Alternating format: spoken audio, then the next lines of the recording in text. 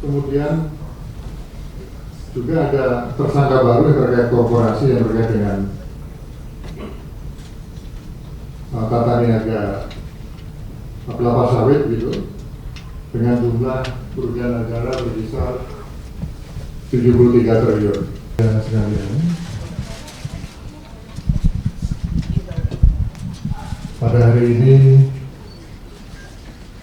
Des Koordinasi Pencegahan dan Pemberantasan Korupsi dan Perbaikan Tata Kelola serta Des Koordinasi Penerimaan Devisa Negara telah melaksanakan rapat koordinasi terkait dengan evaluasi dan capaian target dengan leading sektor Bapak Jaksa Agung, bahwa rapor pada kali ini diikuti oleh unsur pemerintah yang terkait dengan Des pencegahan dan pemberantasan korupsi dan penerimaan devisa negara yang terdiri dari Menko Polhukam, kemudian dari Jaksa Agung dan jajaran, kemudian dari unsur Polri, KPK, BPKP, kemudian OJK dan BPK, begitu, Kementerian SDM, Kementerian Komdigi, Kementerian Investasi dan BKPM, Kantor Staf Kepresidenan, Kantor Komunikasi Kepresidenan, dan PPATK. Dari hasil paparan capaian dan evaluasi, kita wajib memberikan apresiasi kepada Jaksa Agung dan jajaran yang telah bekerja keras untuk mewujudkan visi Astacita Butir ke-7 Bapak Presiden Prabowo Subianto, yang salah satunya adalah dalam hal pencegahan dan pemberantasan korupsi, dengan bisa membuat gebrakan sejak Des ini dibentuk pada bulan 10 Oktober dengan hasil yang sangat spektakuler yang nanti akan dipaparkan oleh Jaksa Agung. Rapat koordinasi kali ini di samping membahas capaian dari Des yang dipimpin oleh atau dengan leading sektor Jaksa Agung, sekaligus juga membahas strategi untuk memperkuat tata kelola pemerintahan, meminimalkan kebocoran anggaran begitu, dan strategi untuk meningkatkan efektivitas di dalam penegakan hukum tindak pidana korupsi. Bapak Presiden, Bapak Prabowo Subianto, secara khusus memberikan arahan kepada Des bahwa untuk memastikan bahwa seluruh proses penegakan hukum, khususnya terhadap tindak pidana korupsi, harus betul-betul dijalankan dengan tegas dan tanpa ragu-ragu. Oleh karenanya, kami yang tergabung di dalam Des tindak pidana korupsi ingin menegakkan hukum atau punya komitmen di dalam penegakan hukum dengan memberikan efek jerah, tetapi juga memberikan solusi berupa perbaikan terhadap regulasi dan pencegahan yang dapat meminimalisir peluang terjadinya korupsi, sehingga hal tersebut akan semakin dapat memperkuat kapasitas institusi pemerintah yang menjadi agent of development atau agen utama pembangunan di negara ini. Intinya bahwa semua langkah atau strategi yang dijalankan ini harus berjalan dengan seimbang antara upaya pencegahan penindakan dan perbaikan regulasi dan tata kelola. Dari hasil rapat koordinasi hari ini menyepakati beberapa langkah yang harus dioptimalkan untuk ke depan, yang meliputi yang pertama, DES akan terus mendorong penggunaan teknologi digital seperti e-katalog, kemudian e-government di seluruh kementerian lembaga dan pemerintah daerah untuk mengurangi risiko-risiko atau peluang-peluang terjadinya korupsi. Yang kedua, fokus utama di dalam penanganan tindak pidana korupsi maupun pengembalian devisa negara adalah pada pemulihan aset hasil korupsi, khususnya berada di luar negeri, agar dana tersebut bisa kembali ke negara kita dan sepenuhnya digunakan untuk pembangunan nasional untuk kesejahteraan masyarakat. Oleh karenanya, DES akan terus memperkuat kerjasama internasional untuk langkah-langkah di dalam pengembalian aset-aset koruptor yang ada di luar negeri. Pada kesempatan ini juga kami dari DES juga mohon dukungan gitu, dari media dan seluruh masyarakat untuk terus kita bersama mendukung upaya langkah-langkah yang dilakukan oleh pemerintah di dalam pemberantasan korupsi, termasuk di dalam menciptakan tata kelola pemerintahan yang semakin bersih, semakin transparan, sebagaimana visi Bapak Presiden Bapak Prabowo Subianto. Dari hasil rapor bisa nanti akan dijelaskan secara detail Bapak Jaksa Agung.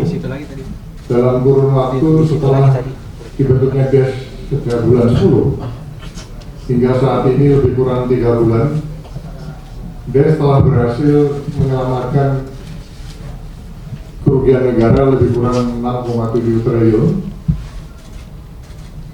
Sebenarnya tadi akan ditampilkan di sini barang bukti uangnya itu, tapi karena ruang ini setelah diukur tidak cukup. Nah, makanya barang bukti senilai 6,7 triliun rupiah itu ada saat ini di akun di ekstrakon BRI. Uangnya ada begitu. Ada hasil-hasil spektakuler yang merupakan gebrakan yang sangat luar biasa sejak DES ini dibentuk, dan memang Jaksa Agung dan jajarannya bekerja keras sehingga ada hasil-hasil lainnya yang akan diumumkan. Hari ini ada beberapa tambahan tersangka baru, baik itu perorangan maupun korporasi. Yang pertama yang terkait dengan tata niaga timah di wilayah Iup PT Timah. Ini dengan kerugian negara, kerusakan lingkungan dan sebagainya yang kurang lebih berjumlah 271 triliun. Kemudian juga ada tersangka baru yang terkait korporasi yang terkait dengan tata niaga kelapa sawit gitu, dengan jumlah kerugian negara berkisar 73 triliun. Jadi kalau di total hasil daripada penanganan yang dilakukan oleh Jaksa Agung dan jajaran sejak DES dibentuk, yang akan disampaikan nanti secara detail, ada tambahan tersangka baru baik itu perorangan maupun korporasi dengan jumlah total kerugian negara kurang lebih 346 triliun rupiah. Ini yang bisa diselamatkan. Nah, selanjutnya untuk menjelaskan secara detail capaian-capaian daripada DES koordinasi pencegahan Pemberantasan dan Perbaikan Tata Kelola serta Des Pengembalian Devisa Negara. Saya persilakan kepada Pak Jaksa Agung untuk bisa menjelaskan. Teman sekalian, bahwa sebagaimana yang telah disampaikan oleh Pak Menko bahwa kejaksaan diberikan tanggung jawab sebagai leading sektor terhadap tes koordinasi pencegahan korupsi dan perbaikan tata kelola, serta yang kedua adalah des koordinasi peningkatan penerimaan devisa. Jadi ada dua yang menjadi leading sektor kami. Kemudian memang secara teknis des ini dibentuk dalam rangka untuk men-trigger, mempercepat pelaksanaan program-program prioritas pemerintah dan peningkatan koordinasi antar lembaga. Itu yang mendukung pelaksanaan ini dilaksanakan. Dan untuk teman-teman sebagai info aja, mulai pelaksanaan hasil kinerja, capaian kinerja dimulai dari bulan tanggal 20 Oktober sampai 31 Desember 2024 untuk seluruh Indonesia. Jadi kami memang meminta untuk melakukan percepatan penanganan perkara di seluruh Indonesia. Yang pertama adalah penyidikan periode 20 Oktober sampai 31 Desember adalah 236 perkara penyelidikan. Kemudian untuk penyidikan 331 perkara, penuntutan 356 perkara, upaya hukum 150 perkara, kemudian pelaksanaan eksekusi 327 perkara, sehingga menghasilkan PNBP adalah 199 miliar. Itu dalam periode 20 Oktober sampai Desember. Kemudian penyitaan uang tunai rupiah sebanyak 5,7 triliun.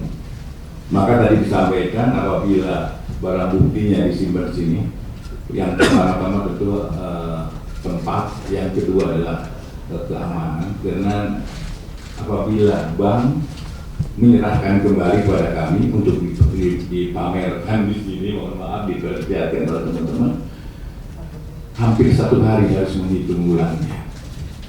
Kemudian nanti kita kembalikan lagi, ini kan akan menghitung lagi. Dan ini memang mohon maaf jadi memakan waktu, tapi dana ini ya ada di ekstrakon BNI. Kemudian uang mata uang asingnya yang dikonvensi itu sekitar 920 miliar. Kemudian emas logam yang dikonvensi itu sekitar 84 miliar. Sehingga total yang tadi juga sudah disampaikan oleh Pak Menko adalah sebanyak 6 triliun 722.786.438.726 rupiah. Kemudian di dalam perkara timah ini kan kerugiannya cukup signifikan, tetapi titik kerugian yang paling besar adalah kerusakan lingkungan. Kita bersyukur bahwa kerusakan lingkungan itu dapat dibuktikan oleh jaksa di dalam persidangan. Benar, biasanya adalah sangat sulit untuk menentukan itu. Dan kita bersyukur bahwa kerusakan lingkungan yang selama ini tidak tertanggulangi, ya, insya Allah dana ini apabila nanti bisa kita ambil dan kita sita, bisa digunakan untuk perbaikan lingkungan. Kalau teman-teman misalnya untuk timah, datanglah ke Bangka, lihat dari pesawat di bawah itu, begitu rusaknya lingkungan itu. Itulah insya Allah dengan dana-dana yang ada apabila nanti dapat bisa dikembalikan, bisa untuk dikembalikan kepada pemerintah untuk perbaikan lingkungan akibat dari pertambangan ini. Dan dalam rangka itu kita menetapkan 5 korporasi perusahaan timah. Ada 5 korporasi yang akan kami jadikan dan hari ini akan diumumkan, ya, perkaranya hari ini diumumkan bahwa perkara ini dalam tahap penyidikan maksudnya, dan tahap penyidikan. Nanti Jampitsus yang akan menyampaikan. Yaitu yang pertama adalah PT RBT, yang kedua adalah PT SB, yang ketiga PT SIP,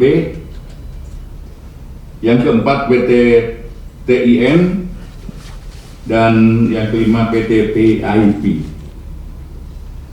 Tentang kerugiannya nanti mungkin akan diperjelas oleh Pak Jampitsus.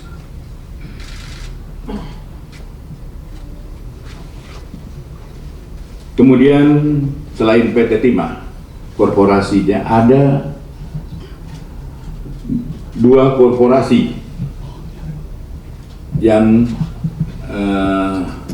akan jadikan tersangka adalah berupa pencucian uang, tindak pidana pencucian uang.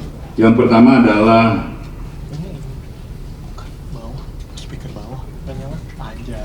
PT AL atau PT Alpaledo. Yang kedua PT MRM atau Motorrado Mas. Tapi sebagai ansar-ansar saya juga ingin sampaikan kerugiannya berapa sih? Kerugian untuk kerusakan lingkungan untuk PT Timah, PT RBT itu 38,5 T. Kemudian PT SB sekitar 23,6 T. PT SIP 24,3 T. PT TIN 23,6 T. PT PIP adalah 42 T. Kemudian untuk Duta Palma adalah pencucian uang. Ada 2 PT ini. Kita memang perhitungan pastinya nanti sedang dilaksanakan oleh Pak Ateh BPKP. Itu answer-answernya adalah 73 T. Itu yang pencucian uang dari Duta Palma. Kemudian untuk DES,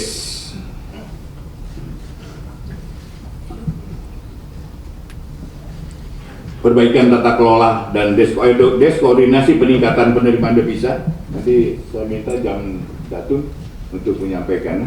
Tetapi untuk sebelum melangkah ke DES yang kedua adalah saya minta Saudara Jampitsus untuk mengumumkan bahwa hari ini ada 7 korporasi yang dijadikan tersangka dan 1 tersangka adalah perorangan. Yang perorangan ini perlu teman-teman tahu namanya CD, Direktur Utama Aset Pasifik. Siapa dan mengapanya nanti Pak Jampitsus menyampaikan. Silakan.